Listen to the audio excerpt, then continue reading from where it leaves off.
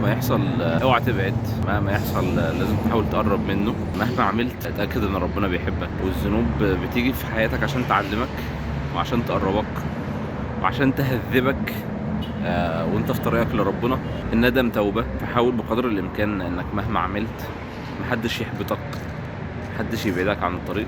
حاول انك تقرب بكل الاشكال، صحبة صالحة، تحفظك على الصلاة في المسجد، كل الحاجات دي عاون ليك ان شاء الله في الطريق انك تفضل رايح لربنا.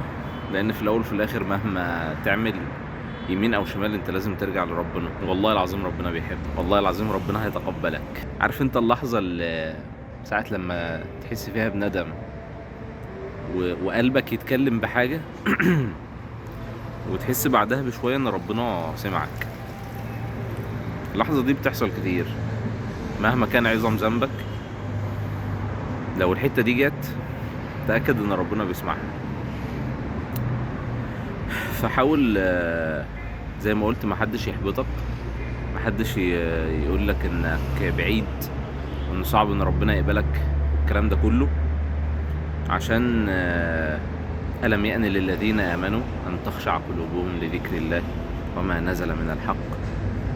زي ما حصل في قصة الفضيل بن عياض اللي كانت حالته أصعب مني ومنك، ولكن لما سمع الآية ألم يأن للذين آمنوا قال بل أنا يا رب، ورجع لربنا وأصبح عابد الحرمين.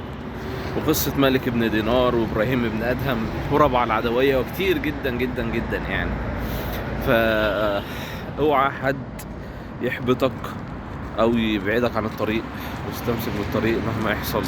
والحمد لله ربنا يثبتنا جميعا. واعرف ان هي مش بشطارتك، واعرف ان انت مش هتثبت على الطريق لوحدك، ولازم تدعي ربنا، ولازم تتمسك بكل اسباب النجاة واسباب نجاتك من الفتنة.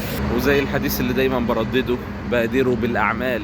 واحنا في ايام شهر رجب وشعبان ورمضان، فبادروا بالاعمال فتنا كقطاع الليل المظلم، يصبح الرجل مؤمنا ويمسي كافرا، أو يمسي مؤمنا ويصبح كافرا، يبيع دينه بعرض من الدنيا.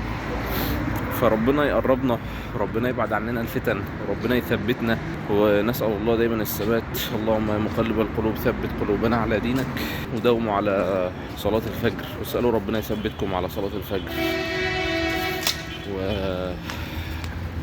وصباحكم زي الفل، صباحكم زي الفل.